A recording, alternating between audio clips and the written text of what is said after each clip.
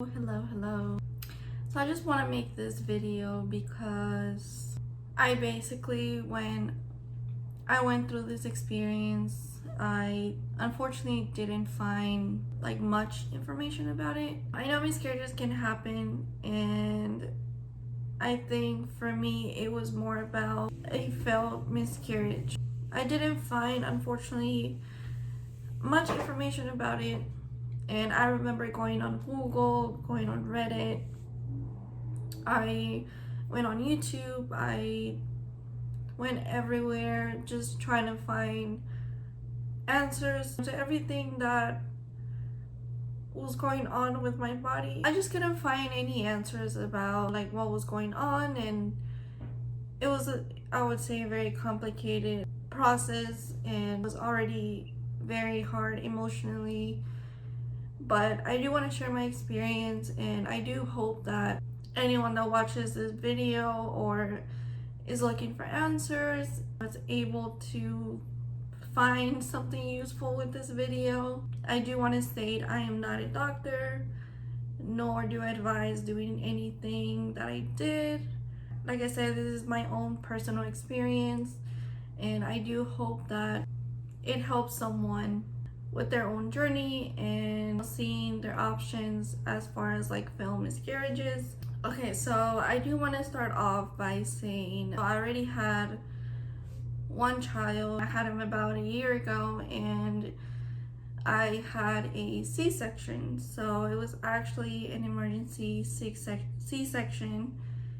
And I feel like once you have your first kid, at least for me, it's super exciting. You're enjoying them, and for me, I feel like once he hit one, I was okay with the thought of maybe giving him a sibling. But yeah, that was just our thought process. But anyway, so I ended up getting pregnant again, and I found out about around April, maybe the beginning of April.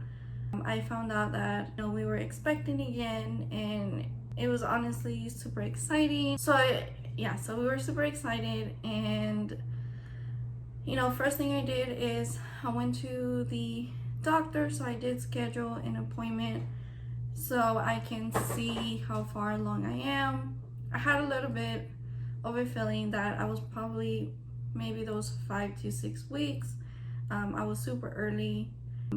So I went to the doctor maybe about a week after I found out, and they did confirm, in fact, that I was pregnant. So like I said, we were just super excited. But then this is kind of where I think things just went downhill. Technically, I started bleeding about, I would say, like the 6 weeks, and it was not like a normal bleeding. Like I said, I had one child already. I had spotting, but this was sort of a like menstrual bleeding, and I freaked out. I feel like I've always had this fear of what if, and I think a lot of women can relate when you're pregnant. Even if you haven't experienced a miscarriage yet, at least to me, I always had that thought in the back of my mind of, what if, and the whole waiting until the 12 weeks to kind of be like, oh, I'm good now. It's always scary, at least for me. I know my last pregnancy, I was super healthy, baby was healthy, but you just sometimes can't help to think like that. But anyway, so I started bleeding, and basically I went to the emergency room. I told them like what was going on. They asked me how far along I was, and I did say about like 6 weeks at that time. So they did a transvaginal, and they mentioned that it was just too early for them to see anything. They did mention call your OBGYN and kind of schedule an appointment just in case, but unfortunately they couldn't find anything yet. So I did call my OBGYN, and I ended up going about, I would say, the following week after that. So whenever I went, they basically did see a sac. There was a sac in there, and at that time it was just also way too early to even see a baby in there. So I wasn't too worried, but I mean, like I said, it was like I had menstrual cycle. So they mentioned the OBGYN. They said, once again, it was just too early. So I'm like, okay, fine. So he said, come when you're about 8 weeks. So I did. I was 8 weeks, and I do remember in that time frame from going to the OBGYN and waiting for me to be 8 weeks again. So I guess 2 weeks had passed after that. I started bleeding again. So I went to the hospital again. I went to the emergency room, and they basically said that, once again, that it was just too early, that they couldn't find anything. They checked my ovaries, they checked everything, they said it was fine. So at that point, I'm just like, I don't know what's going on. Like, did I lose my baby, or is it normal? Like, is this just something new that my body is experiencing in this pregnancy? I know every pregnancy is different. So I was trying not to freak out too much, but it was very, very scary for me, thinking that I might have lost my baby. I ended up going to the OBGYN again, and basically kind of going back to my first pregnancy. I did mention I had a C-section, and sometimes I did feel a little bit of pulling in that area where my scar is, and I wonder, could it possibly just get irritated since my uterus is growing? And like I said, I had my kid about a year ago, so I don't know if it's still healing. And I did mention it to the OBGYN, but he didn't really seem concerned about my whole like C-section thing. So I was like, fine, maybe it's not that. So he basically ended up prescribing me progesterone. Keep in mind, my levels were never checked, so were they low? I don't know. He just prescribed it to me, and I did ask him, like, what will this do for me, and how is it going to benefit my baby? So he did mention that it's going to help the uterus kind of relax a little bit. That way the bleeding can stop. And I was like, okay, that's fine. And I would say around that time, I believe we also did an ultrasound, and my husband and I did end up seeing, the sac and a small, like very, very tiny baby in there, and you couldn't even hear the heartbeat, but you could see it in the monitor. And we're kind of relieved knowing that, okay, maybe we should take that progesterone, and yeah, like everything seems to be fine. So I actually so the OBGYN said come back in a month. So once I turn around 12 weeks, then I'll be back to the OBGYN. He did mention if you do have any bleeding, to just basically come back. So thankfully, well, at that time, within that month, I did not have any bleeding at all. I didn't have any spotting, even cramping, I didn't have any. But now that I think about it, I feel like sometimes I did feel a little bit of cramping, but it was just so light that I couldn't even tell that it was cramping. Okay, so after that, I already had my appointment schedule. I was super excited. I wasn't bleeding, I wasn't spotting, I was fine. Also keep in mind that my belly was growing. I know when you have your second child, your belly can tend to get a little bit bigger, so I was getting super excited.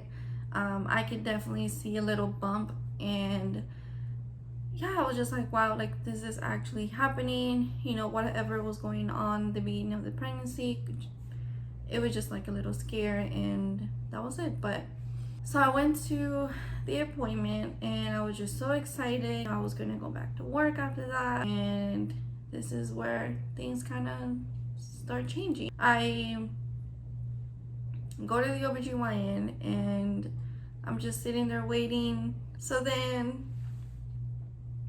it is my turn to go in to get my ultrasound. So the lady basically starts, checking my stomach, and my sac grew a lot, and you can definitely see a difference from the last appointment, but there was nothing in it.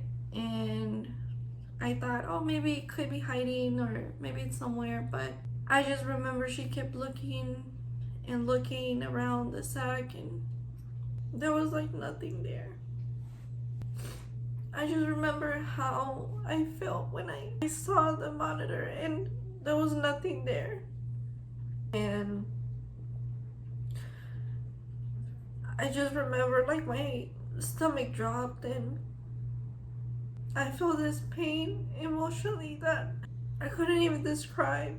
So the lady was done with the ultrasound and they take me into a room and they just say like, oh, wait here for the doctor to come. And I just remember in my mind, I'm like, it's like, I know I lost my baby, but I didn't want to hear it from the doctor. I'm sorry. I was hoping to hear good news like, hey, maybe this is happening, maybe it's too early to tell, but once you're 12 weeks, there you have to see something in that ultrasound. You have to see at least the baby. And I just know that I was in denial. I was in denial that this was happening because my biggest fear came true. The doctor came in and he was like, I'm sorry, but there's like no baby there. And another concern he had was basically that my sac was still growing even if it didn't have a baby in it. And I asked him like, what could it be? And he's like, there's many names out there like but it's just like, he just said it's, you're just miscarrying, but your body is not understanding that you lost the baby and a long time ago. And unfortunately we couldn't even tell when I lost the baby, just because there was no baby in the sac, so it was impossible to see when exactly it happened. So that's kind of when he said, you have two options, which is let it happen naturally or you can take a pill. So in that moment, I didn't want to know about what my options were. I didn't want to know about anything. I was heartbroken, and like I said, I was still in denial. I felt a little bit upset with myself just because I thought to myself like, why am I still growing a belly? Why is it still growing the sac? Why do I still feel pregnant? Keep in mind I had the symptoms. I basically feel very hungry and I feel nauseous. I feel very hungry and all these things. So in my mind I'm like, is this real? Could it be a mistake? And it was very hard for me to accept the fact that I had lost my baby, and even harder to think that my body doesn't even know that I lost it and it's just still growing a sac. So fast forwarding to my options. So he gave me two options, and in my mind I said, you know what, like, I'm gonna let my body do its thing. Probably is gonna realize later on or very soon, I don't know.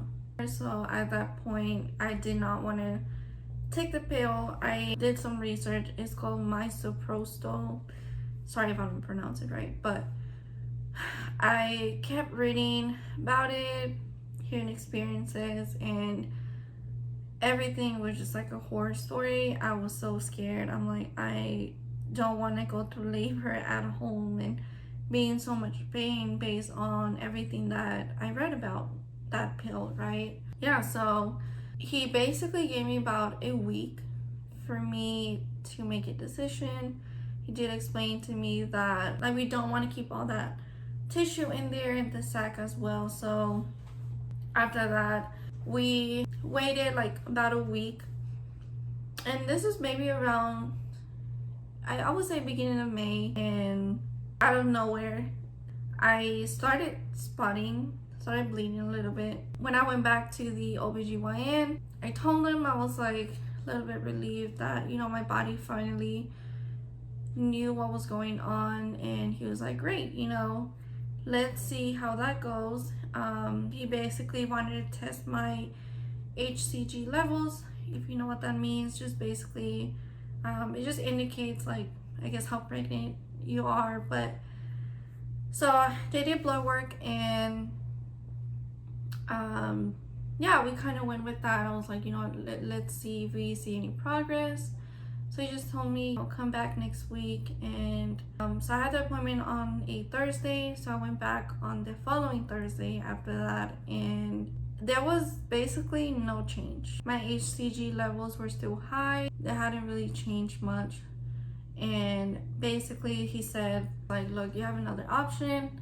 There is surgery called D&C. So I did my research before I said yes, because I still did not want to take the pill. So I'm like, you know what, let me do my research.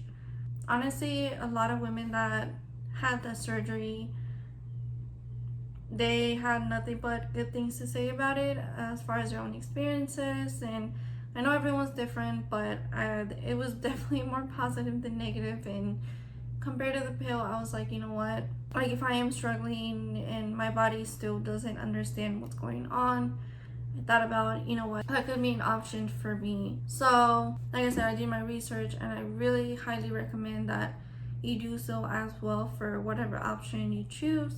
So I went back, and I was like, okay, you know what, like, I'm gonna do the surgery, mentally and physically just ready to move on. And I don't mean it in that sense like I just want to forget about it.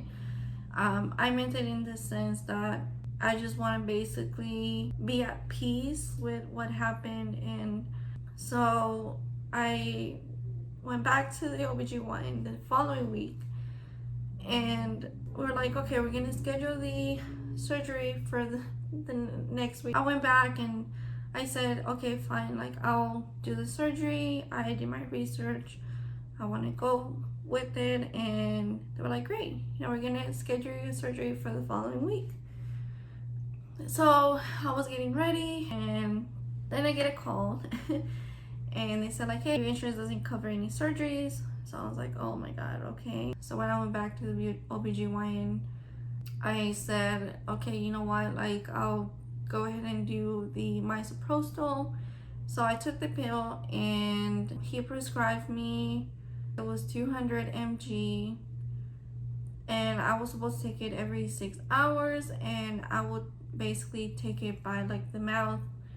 Anyway, so I took the medication. I was taking it about twice a day. It was supposed to be every 6 hours, so I just took it twice a day.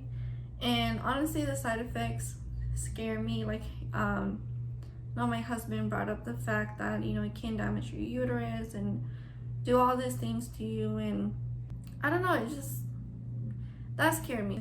I did have, like, very mild, like, spotting and some bleeding here and there, but not too much. And I do remember when reading about that pill, a lot of women were like, oh my god, you know, a lot of tissue came out, and I bled, like, a lot and all these things, but I didn't experience any of that. So in my mind, I was just like, you know what, I think everybody's different. I shouldn't worry too much about what I read. Just do what the doctor said and take the pill. That's it. So I took the medication for those 10 days, and I remember I went back and they did an ultrasound, and the lady even asked me if I had fibrosis. Sorry if I don't pronounce it right. And I was just like, what is that? So I looked up online. It just says when you have a lot of tissue and all those things. So I'm like, oh no. I kind of knew what was coming. So when I was waiting for the doctor, I was just like, oh, I don't think this worked. You know, I didn't bleed too much. I didn't see anything come out. So he came to the room that I was in, and he's like, hey, nothing has changed. HCG levels are the same. You still have a ton of tissue in there. You couldn't see the sac anymore, but I had a lot of tissue left over. So he said, honestly, the best options for you to get the surgery, but I'm like, I don't have the insurance. So he's like, my other option is giving you more of that pill. But I'm like, we both know that it's not doing anything, and unfortunately it didn't work for me. Fast forwarding, I somehow was able to get the surgery scheduled for the following week. So here's my experience with the D&C. For the D&C, they basically said, I had to do fasting. My surgery was scheduled for 9:30 a.m. So I have to be at the hospital at 7:30, I guess, to like do paperwork and do all these things. So yeah, so we got there pretty early, and they did the like common things. They basically checked my pressure, they did all these things, and I would say they were super nice, and they made me feel very comfortable. They answered all the questions that I had and all these things. So the first thing they did was basically they made me change, and they inserted an IV. They kept explaining to me the procedure, what's gonna happen, and they did say like, it's really fast, like I'm not gonna remember anything. I was a little bit nervous for the surgery, but not too much. And like I said, it made me feel very safe, and they knew what they're doing. My OBGYN was the one doing the surgery, so I knew him and felt more comfortable. Yeah, so they basically, I had the IV in my hand, and which, by the way, I had an amazing nurse. I am scared of needles, so she did a really good job. And yeah, I would say that's one of the things that I hate the most. But she was amazing, super sweet, and I didn't feel anything. So they basically, they wheeled me to the operating room. That did scare me just because I was still like aware of everything that's going on. And they made me lay on that table. That room was freezing, I remember that. So they just like, okay, you're gonna lay right here. And last thing I remember was the anesthesiologist said, okay, I'm giving you 2 margaritas and you'll fall asleep. You won't remember anything. Next thing I know, I just wake up. I do wake up, I do see my husband, and it was over. So they basically couldn't let me leave until I peed, just because I had a catheter in, which I didn't even know about. Once I was in the recovery room, everything was taken off and all that, but I still had the IV in.